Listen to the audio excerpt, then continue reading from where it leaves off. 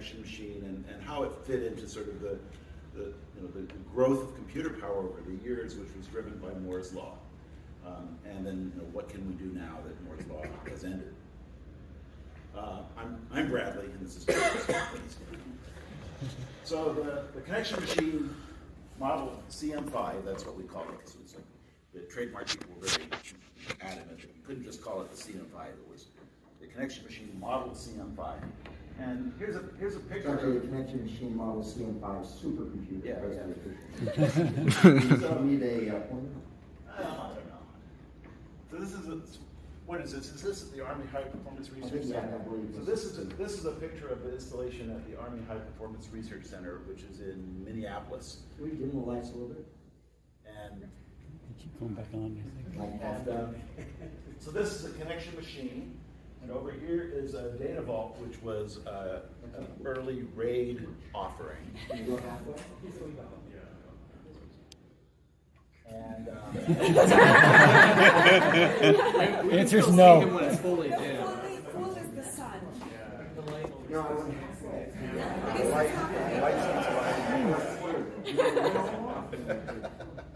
I've never seen my skin, so it's Golden fair. is fine, you can see you all fine. Yeah, we can see meanwhile, you the both when it's performance dark. of You like this or A little more down. There's 4 choices. There's 4 choices, I see. Yes. Okay, I guess off. You're gonna need to see us. well, before you turn the lights off.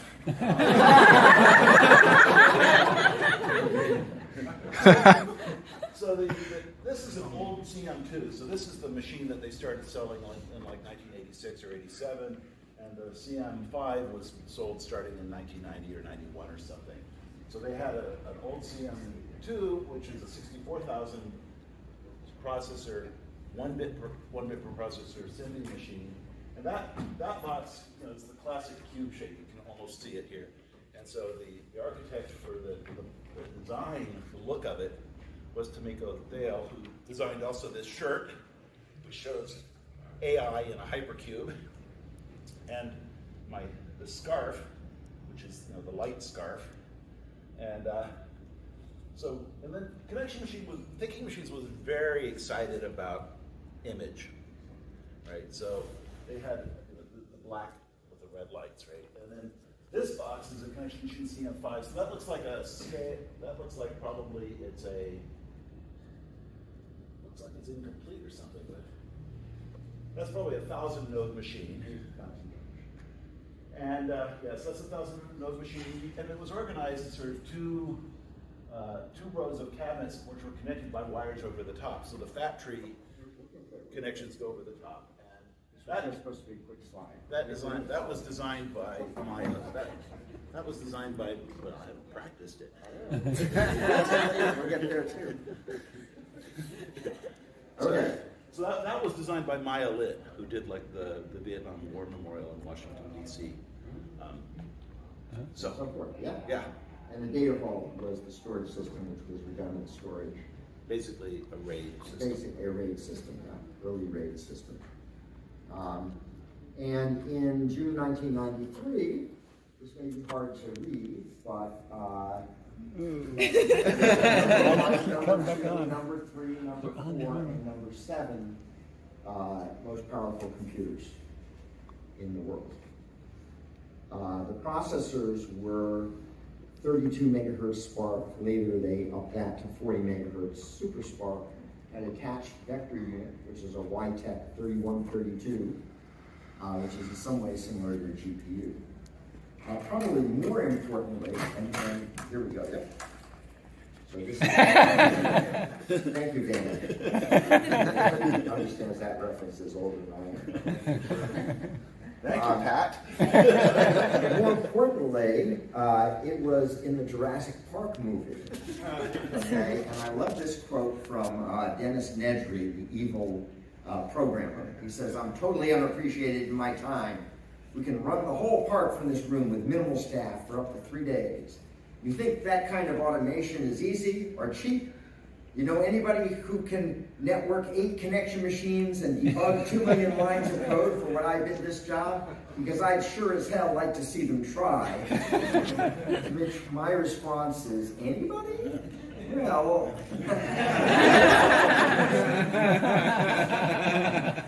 I think we did that already. Interestingly here, Nedry is of course an anagram of nerdy. Cool. So it made Hollywood. In the book, it's actually a Cray, and in the movie, they made it a connection machine. Well done. It also, we used the CM-5 to program one of the early parallel chess playing programs. Can we do the lights? 'Cause this is completely. I think you need somebody permanently standing up there turning it off. Yeah.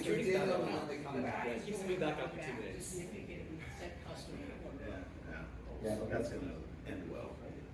Well, as long as it doesn't explode on us, you know? So this is me on the right with Don Daly, who was our chess programmer who passed away a few years ago with leukemia. And it was one of the very, very first parallel chess machines, and I'll tell you the great story about how we almost won the World Computer Chess Championship, the only academic entry. But rather than us spending a lot of time talking about what this was up to, what I want to do is play a marketing video that I found as I was preparing for this, a 6-minute video, which will tell you all about the connection machine. So let's see if I can just do it like this. Can you hear it? Yeah. You just got to stand there, Bradley, and hold on.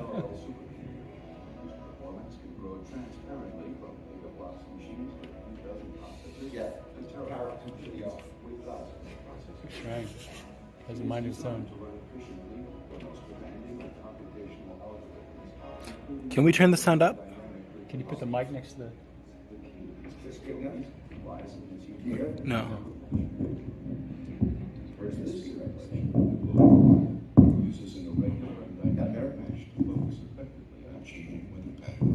That's better.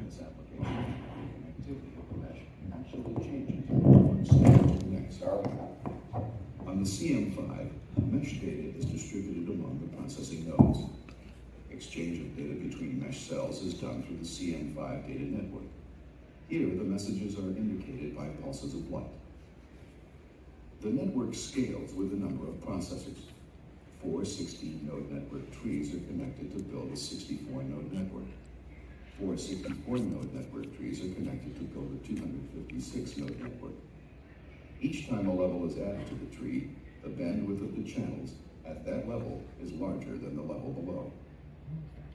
Every junction in the network is a parallel switch. Messages propagate through the network by moving up in the tree and then back down to the destination node.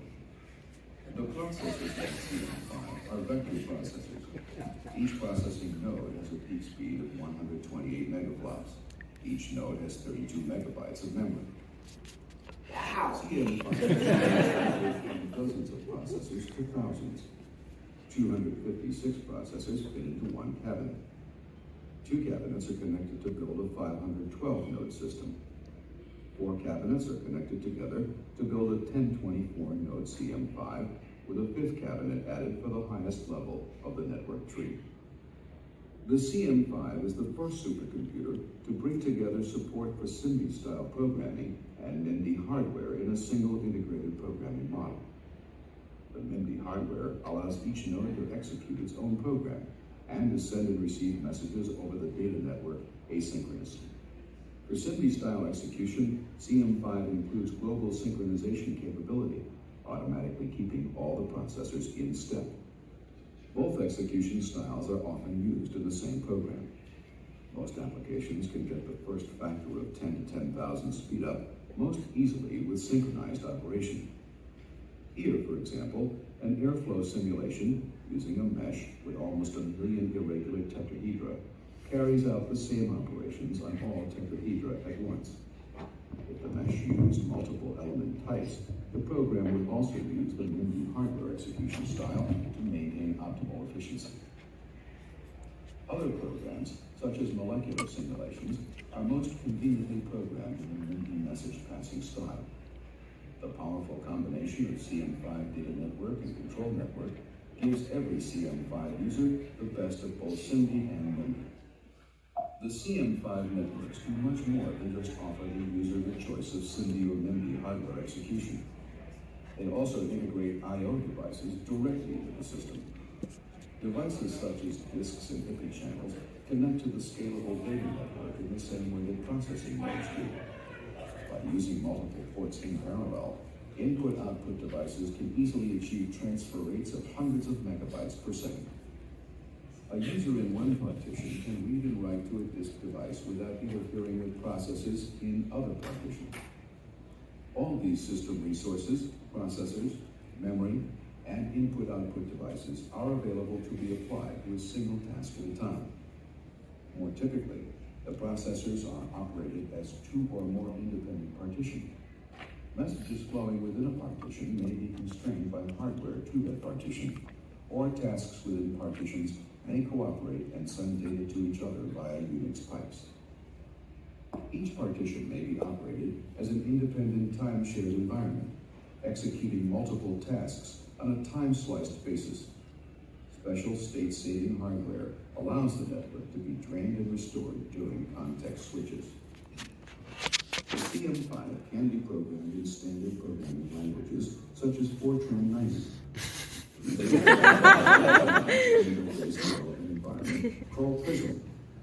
In Prism, users can use the mouse to scroll through the code, data which became numerical and graphical display of data, and generate histograms showing a performance analysis of all or parts of the program. A grand challenge supercomputer of the 1990s must combine power and flexibility. It must be able to study objects as small as a single atom and as large as a galaxy. By combining powerful parallel nodes with the world's most sophisticated control and data networks, the CM-5 achieves the standard of power and flexibility.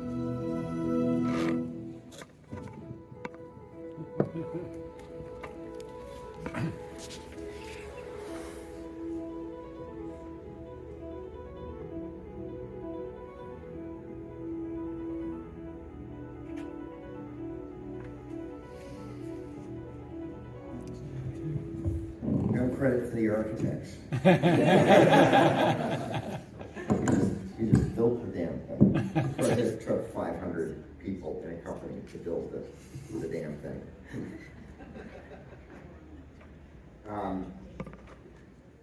So that's kind of an overview from that point of view. How many, this was originally, I had it digitized from a VHS tape that I happen to have.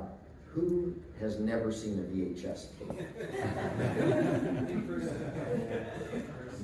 In person, right, okay, interesting.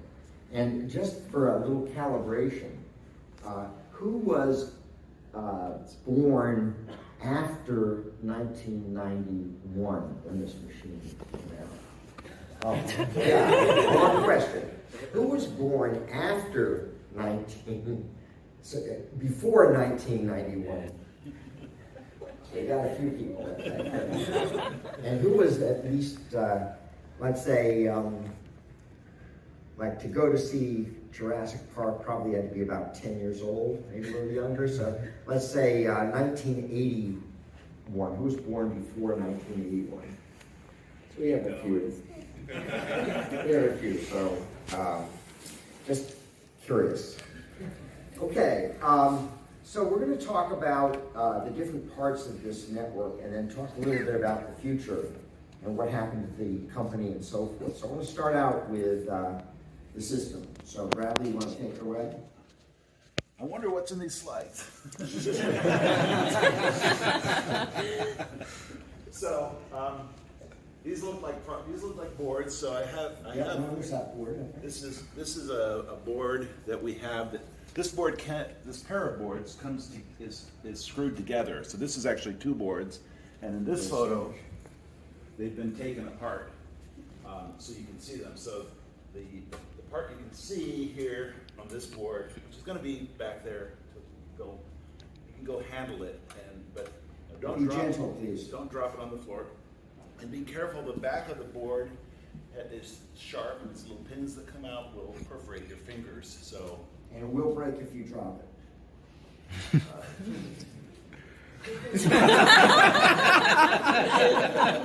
Especially if Bradley drops it. Wait, so we should or shouldn't drop it? So these four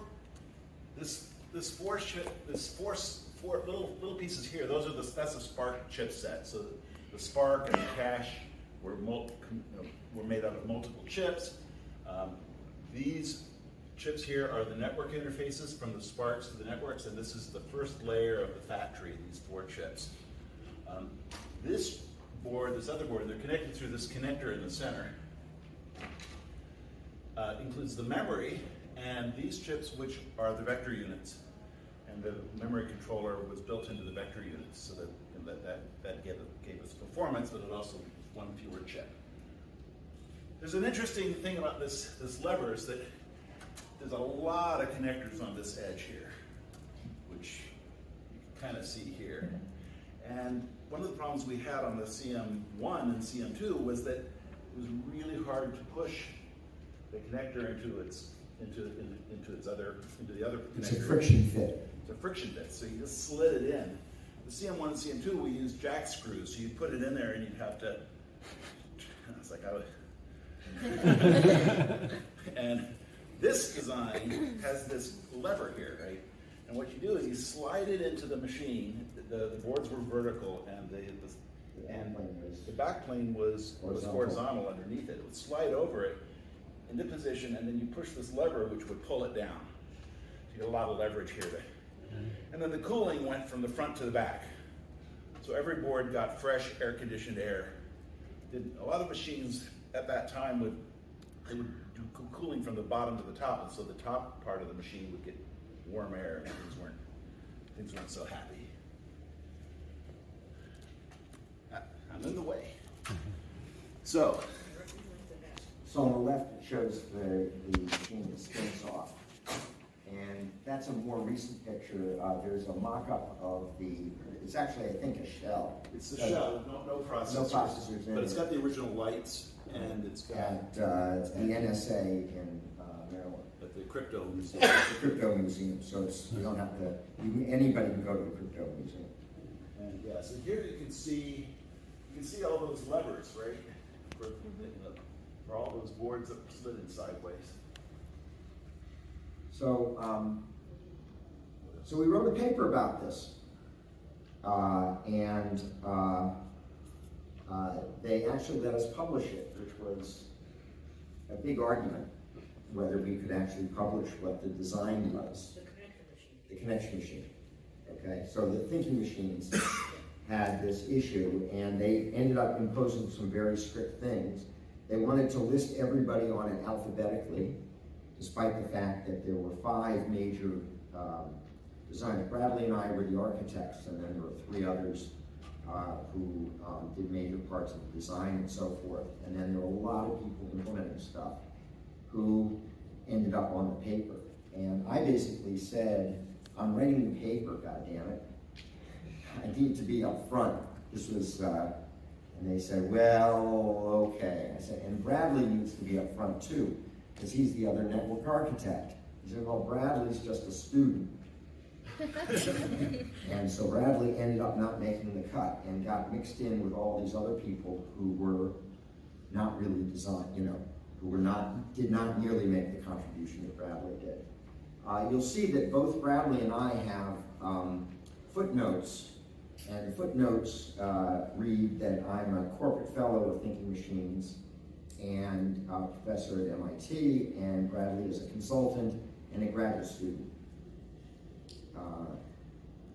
This is like, for me, I feel like I've got to channel George Burns here. It's like, the trick to being a computer architect is first you got to find a talent. Then you got to develop that talent. And and then you got to get him tenure.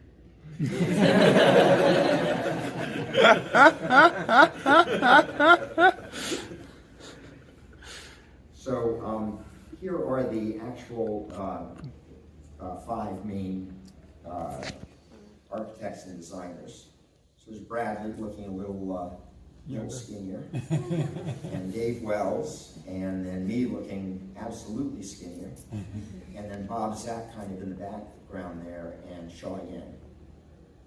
And Bradley and I worked mostly with Shaw. Shaw did most of the implementation at the electrical level and the layout level. Of the chips. Of the chips. Yeah. So the figure from the paper, which so I'm going to use some of the actual slides, which I also have back there. So back then, our technology was overhead projection. Who has never seen an overhead projection? Anybody? Okay, yeah, a few people. I wonder. Anyway, they're transparencies that you put on a thing that would project them. Anyway, I photographed them and put them in. So actually, the video talks about 2 networks. There are actually 3. The third one being the diagnostic network. And most machines of that era had only a single network, typically a hypercube or a mesh. And the CM-5 had 3, none of which was a hypercube or mesh. And so this is a picture of me looking a little bit younger, holding 2 of the boards. One of the boards is the data network, that's the one on the right, and has 2 chips. Those are those are boards that were used in the higher levels of integration. And the one on the left has the control and diagnostic network. And you'll see why we actually separate those, that we don't use the same board for both. The network, the data network was pin bound everywhere. Everywhere. Right? So you have this huge board with all those connectors on it, and there's just 2 chips on it, right? Whereas the control network has a lot of stuff on it. Who knows what it all did? Probably didn't use all the connectors either. So one of the innovations in this was there was a user level memory mapping to allow a process to send a message safely without taking a system call, which made it much faster. That ended up with a latency, round trip latency of about 5 microseconds to ask another processor, send a message and get it back. Today's supercomputer latency is about 1 microsecond. And the competing machines at the time were over 100 microseconds. Yeah, the ones that were taking a they were system. really treating it like I/O, and we were trying to get it much more like close to. These days, a system call only takes a microsecond, so it's not as big a savings, but it's still.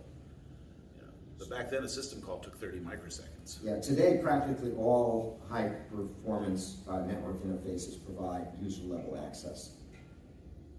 And so we're not really going to talk much about the system itself, because that wasn't what we wrote a paper on the network architecture.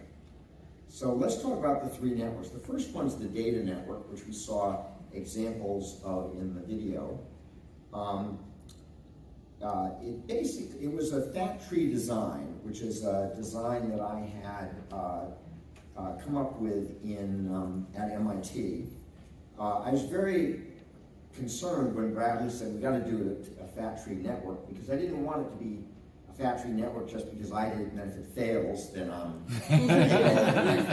So Bradley did a huge amount of simulation of all the different networks. And one of the things that was nice about the fat tree was its scalable bandwidth. So as you go higher in the network, you're going to use maybe even different technologies, et cetera. So how much, if you use something like a mesh or a hypercube, it mathematically dictates, the topology will mathematically dictate how much bandwidth you have at any given level. Well, with a fat tree, you can just adjust the fatness as you go up. Okay? So that was a really nice property, because it meant that we could, in fact, even delay the choice of what we used until very close to the implementation, yet the architecture wouldn't change. So that was a really thing, and it had a very simple. Even today, you see this when people design data centers. Like when I was at Oracle, for example, the decision that they use fat tree basically, and the decision as to how much bandwidth leaves a rack was made very late. Right? They buy all the switch gear, and so it's basically that is the one of the long-term contributions of fat trees is. So here are the 5 lead architects here. On what is the bottom layer, before they've even got the cabinets in, and if you look, Bradley's holding up one cable, but all that stuff going across the middle are all the cables to connect stuff up so that you could have communication. So this is actually a mock-up, and that's Oh, is that right? Right. This is a mock-up, and Okay. And it's the top layer. Oh, is it There's a bridge over the top. Okay, well, I'm going to show that in a minute here. Okay, see, Bradley, who can remember 30 years ago? So here are some photos of like the cabling inside on the left, and where's that on the right? Do I have the orientation right?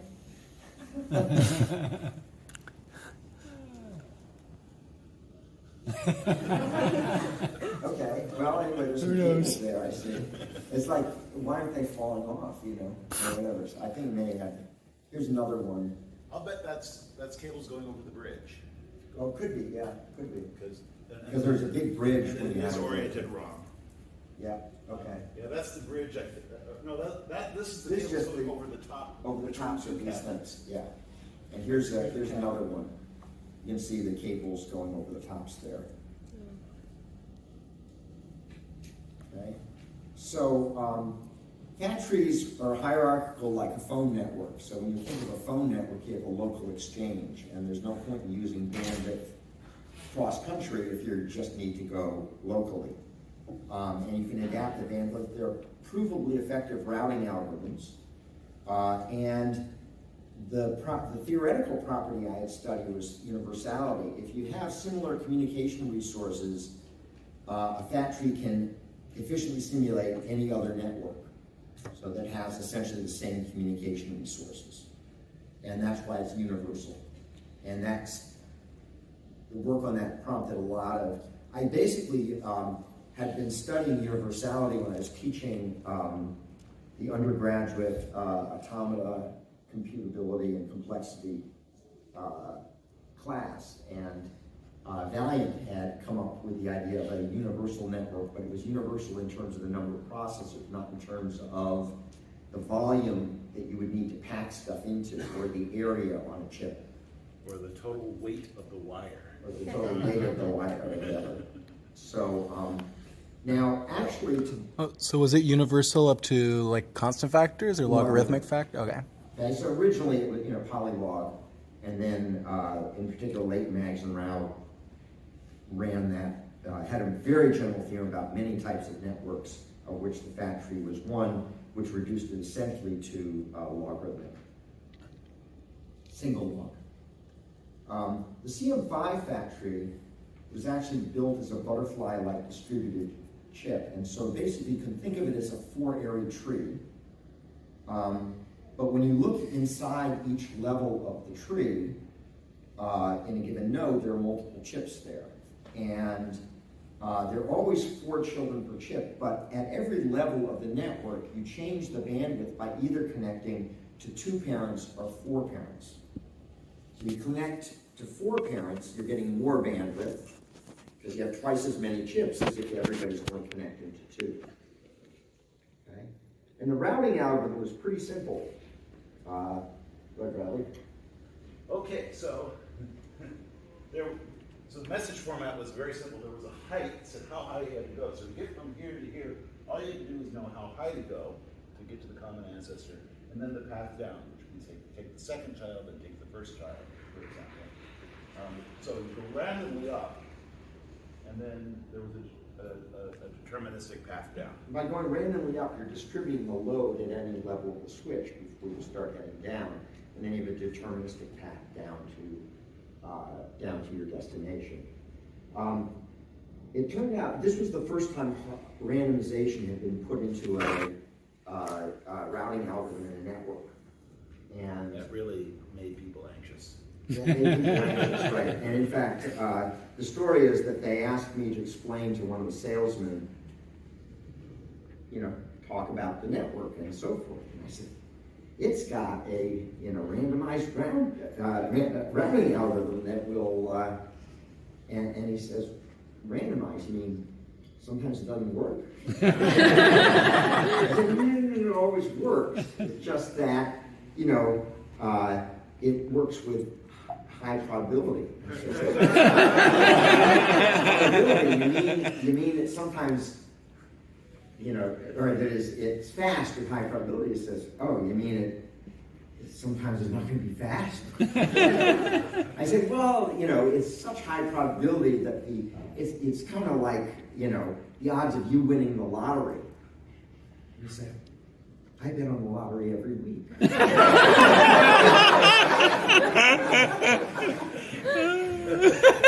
said, okay, don't talk to the customers about randomized routing. Talk to them about automatic load balancing. It's got automatic load balancing. You couldn't believe the relief that he showed. What was the deterministic mode for choosing the path when you're going down? So from every any of these chips to get to this node, you take child number 2, 0, 1, 2, and then child number 1. That's the same path Yeah. here. Child number 2, then 1. There's a unique path from everything at a given level down, and it's the same path no matter which switch you're in. It goes exactly the same place. So is what's happening is the randomness on the way up is enough randomness that on the way down that randomness saves you in terms It of. turns out there's actually better designs for this that Bruce Maggs in particular discovered, where called multi-butterfly. You'd like some randomness on the way down. But in any case, we can, So was that an engineering bottleneck? Was the reason for the We determinant? were out of chip resources, yes. I see. And then also, when you said it was the first. Just to answer that, we're not going to make it through this. they don't care. As long as we're making them laugh.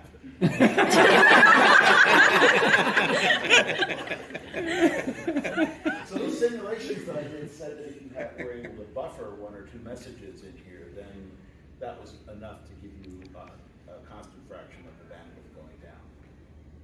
And then at the last minute, they took the buffers out because the chip vendor had missed 1 generation of Moore's law, and and so that affected the asymptotics. It actually wasn't a good story for the downward part.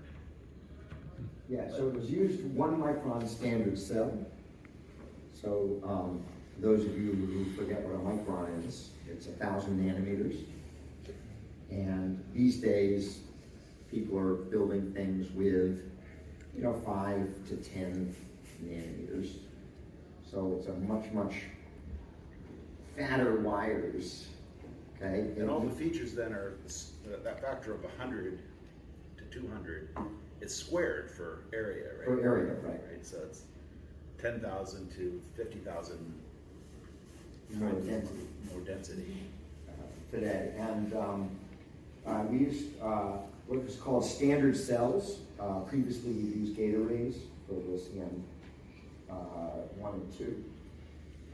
And then fabbed the circuit to do this. It was Bradley had more interaction with the vendor not being willing to. We had trouble with design tools.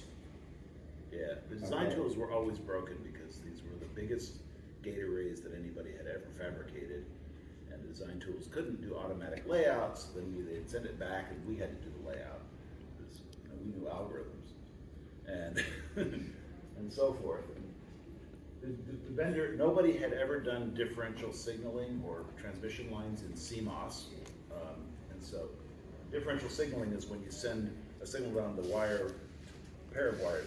This means a 1, that means a 0. Nobody had ever done that in CMOS. When we started, they said you can't do that. And so now every chip, every pin is basically a transmission line. But that way they can put multiple bits in flight. Previously, the wires were treated like capacitors. You charge up the wire, then read the other end, and discharge the wire. And so the time that it took to send a bit down the wire was proportionate to the length.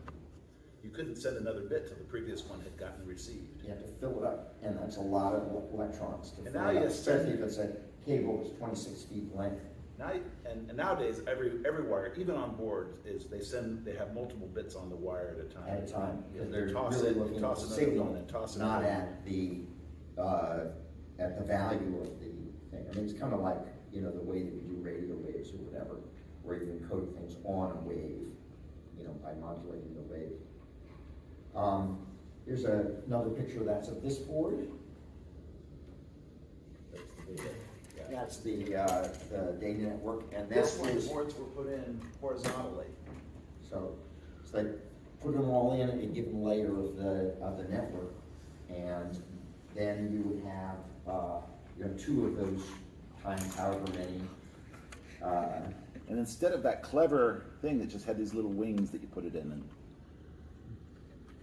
Okay, and there's especially fancy guy inside the wire. So that was essentially the data network. Now the control network was an interesting network. It was designed for synchronization and for doing parallel prefix, among other things. Guy had demonstrated that parallel prefix was extremely important to Thinking Machines business model. So Guy Glover. Wave Guy. So Guy had shown us like the power of parallel prefix, which he did for his PhD thesis as well. And so if you think of a tree, it's really easy for broadcasting.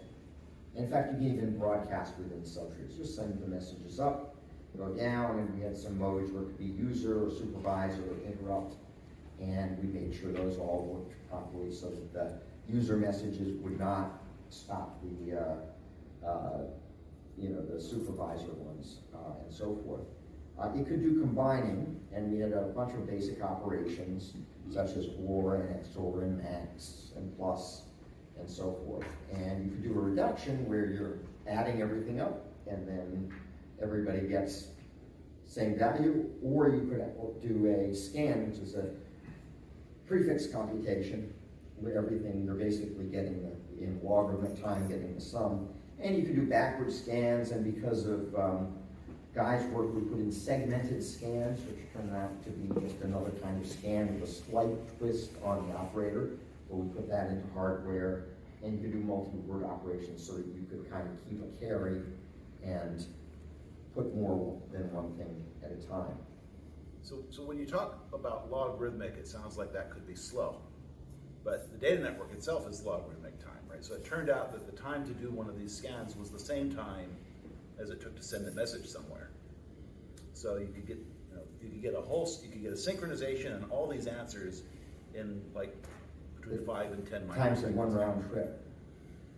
Okay, so rather than spending a logarithmic number of messages to things in order to spread the word, you could do it essentially in one round trip time. The way things combine for either parallel prefix or reductions or whatever is things would go up the tree, and as they were going up, if something came in and there wasn't something on the other side, then it waited until the other message got there, and then it proceeded, and then once it got to the top, then things could flow back down.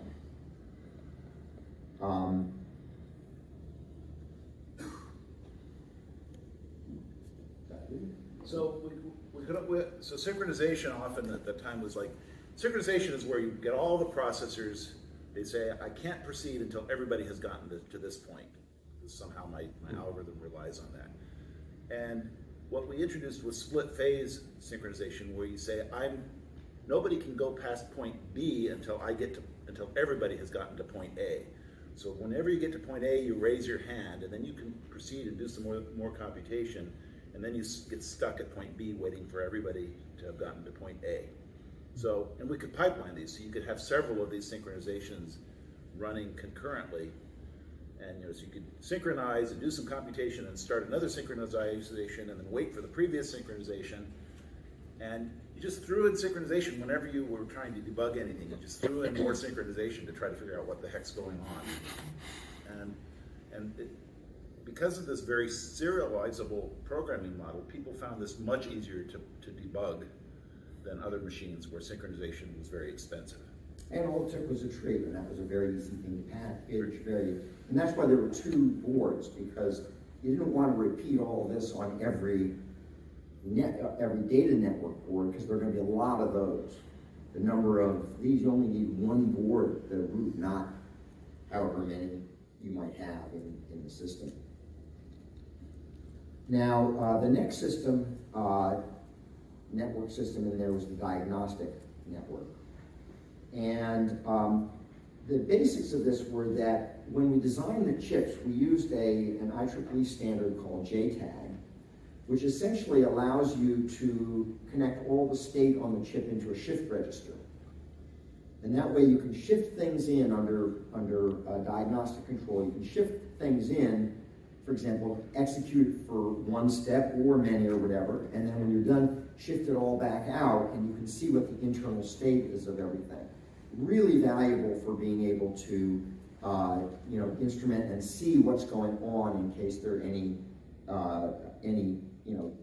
issues where something's not doing what it's supposed to in the hardware. Now the problem is that what the standard was in those days, since there's just a shift register, if you got a multiple chip system, you just concatenated these shift registers, and then you had one place where you suck it out, which was all well and good, except when you looked at the scale of our systems, that would have taken a really long time to empty out all the state serially.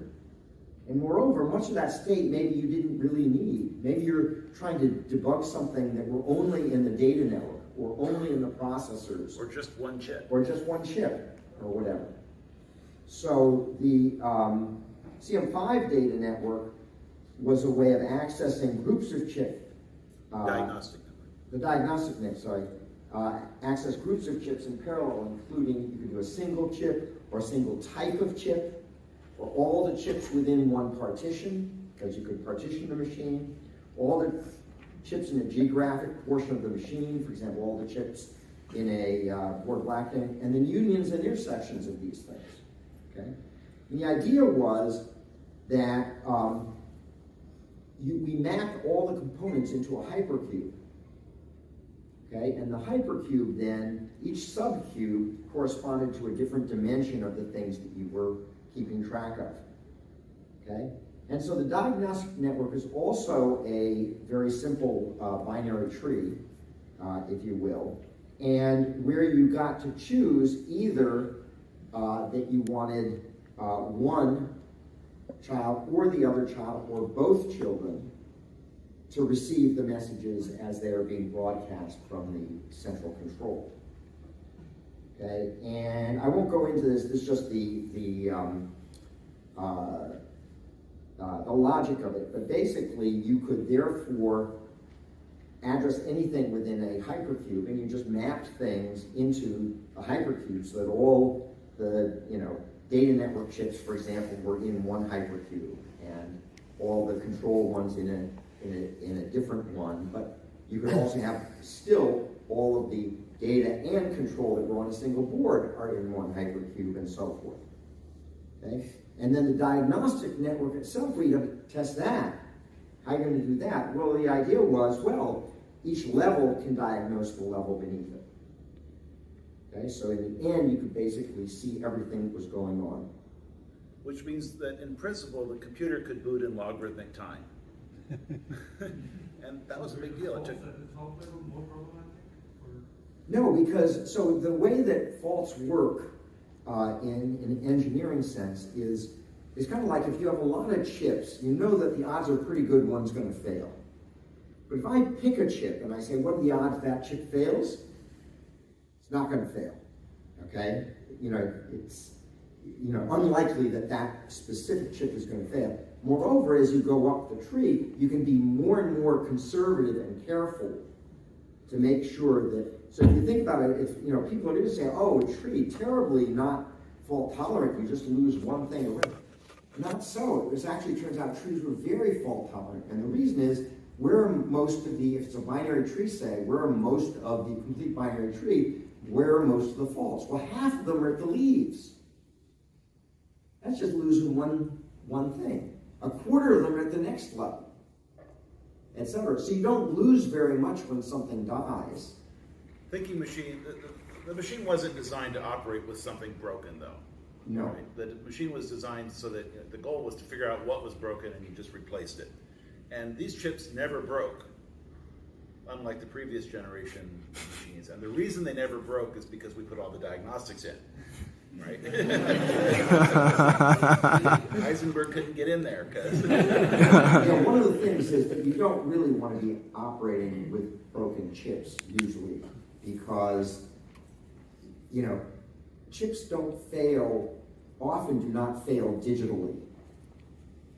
Okay, you have some sort of floating voltage or something, or so they fail in weird ways, and so if you've got smoke comes out. Yeah, maybe you should power the ground in one of the chips. Oh yeah, let's operate with that in this. No. You want to get that out of your system before it causes more trouble.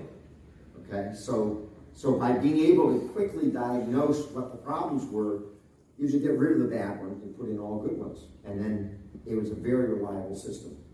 More modern systems, like the ones Google runs in their cloud, they do just run with stuff broken, and so there's a certain class of failures that they can just tolerate, and if it starts making smoke, then they deal with it. It's a challenge for customers to program in an environment where things are broken, but that's not Google's problem, and it's not their fault either, right? It's like, what are you going to do? The processors fail. You don't give the customers a bad chip to work on, right? You just stop using it. So just to summarize a little bit of the legacy, what has lasted out of it? And if you look at the hardware legacy, I'm not sure I got everything here, Bradley, but one was, this was really truly scalable parallel computing. Okay, the largest machine that ever was made was 2048. 2048, but At Los Alamos. Architecture would scale up to 64,000. Yeah. So we have a video running on the laptop on the back showing the 2048 machine being assembled. It's a time-lapse video. It takes 2 days to assemble it, and it runs in 4 or 5 minutes or something. Second thing was Factory Network, which now is used in virtually every data center. InfiniBand is like it's designed. Even Ethernet is all factory. Yeah. User level network interface is something we did that was new there. Randomized routing had been studied theoretically. Nobody really built a machine to do that. And even system partitioning. Oh, let's take a big machine and break it into pieces. Those were all new things. One thing that is not a legacy was shared memory. This was a distributed memory machine, and we've since learned that was a big mistake, or it needed to be the next thing, or what have you. It wasn't a mistake. We couldn't have done it if we wanted to, but. But shared memory, I think, is something that has emerged as being really important for multi-core, and the reason that I think shared memory is so important is because one of the things you do when you're trying to make something go parallel, you're trying to make it go fast. There's no point in making it go parallel if it's going to be slower than the serial stuff, right? I mean, it's like you're trying to make it go fast. Many papers don't. Not at SPI, I hope. And so the shared memory allows you to. So the question is, if you have distributed memory, it turns out that basically what you have to do is break your program and get it correct all over again with everything being distributed. Okay? Whereas with shared memory, you start with a correct program because you can run on one processor, a shared, a serial program and now, as you try to make it parallel and so forth, you maintain the invariant that it's always correct. You test it every step and you do your optimizations, etc. That's way, way easier than wrecking the program and then expecting to be able to get it correct when now everything is operating in parallel with races and so forth. So I think that was a something that would have been nice to. Not ready for prime time, to coin a phrase. Yeah, right. Now, at the time, there were a lot of other competitors. Kendall Square Research. They were shared memory. They were shared memory. MassPar, Intel Paradigm. Yep. IBM SP1, N-Cube. Even we heard about the Sugar Cube. The Cray, XMP, YMP, Denel Core, HEP, Terra. There were a whole bunch of them. All of these products eventually failed, as did most of the companies, including Thinking Machines. And so it's curious to understand, why. So we'll come back to that in just a minute, okay? Think about why did all these things fail. But if you actually look, I think that the software and theory legacy way outweighed any of the hardware. Yeah, it's neat that there are some hardware things that are done, but this is where work stealing was first started to be used as a way of scheduling things. We used it for our chess program.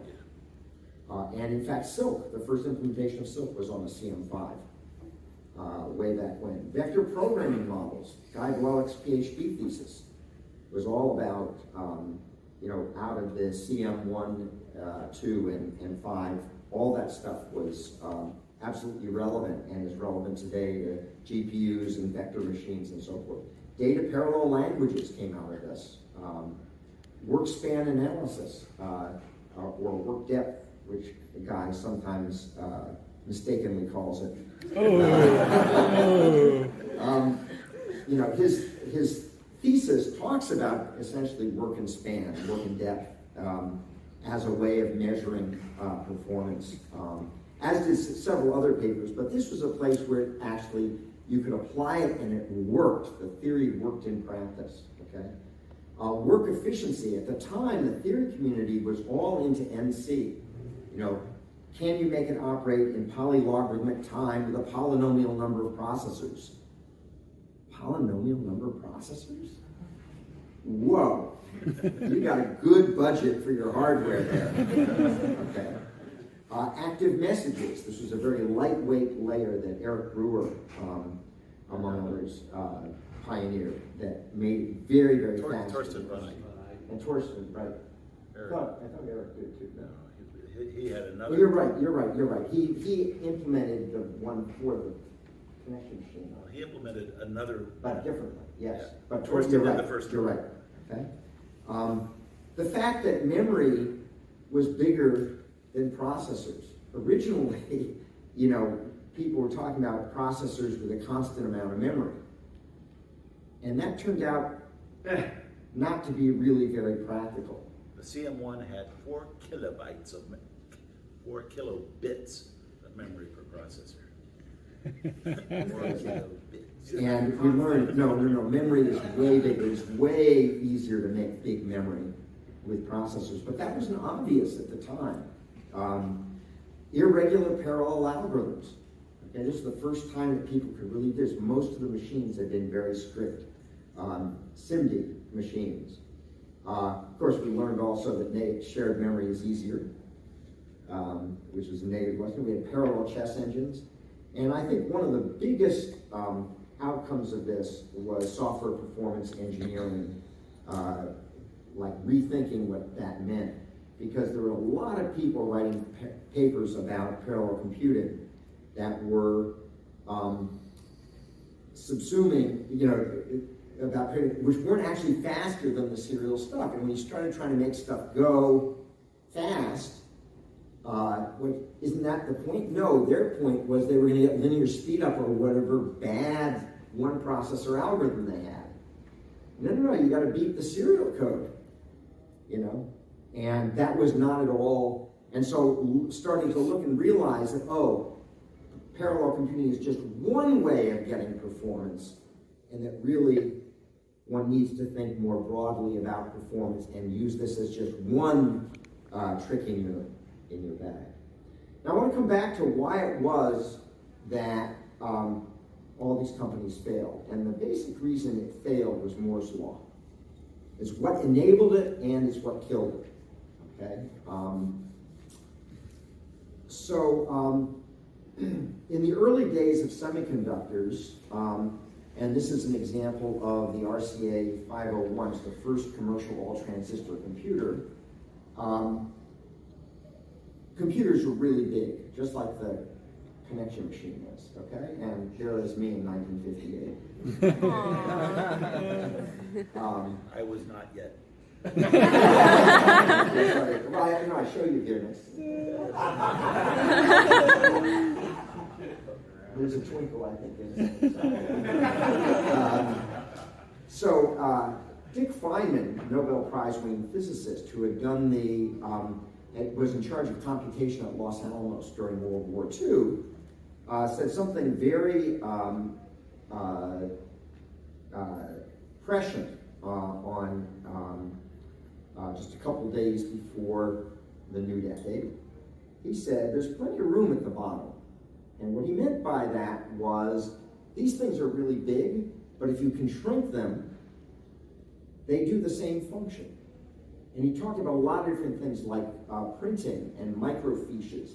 He basically predicted microfiches and mechanical things that could be shrunk and so forth. But in particular, he spent time talking about electronics. Great paper to read. He said, you can keep shrinking this until things get down to just a few nanometers. Wait a minute, that's where we are. Okay. And it happened that Dick was, like me, a corporate fellow of thinking machines. In fact, his son Carl is the one who recruited me to go work there. Because Carl was my academic counselor at MIT. I was Carl's academic counselor at MIT. And so this is Tomiko, who designed the shirt. Yep. And the CM1 box.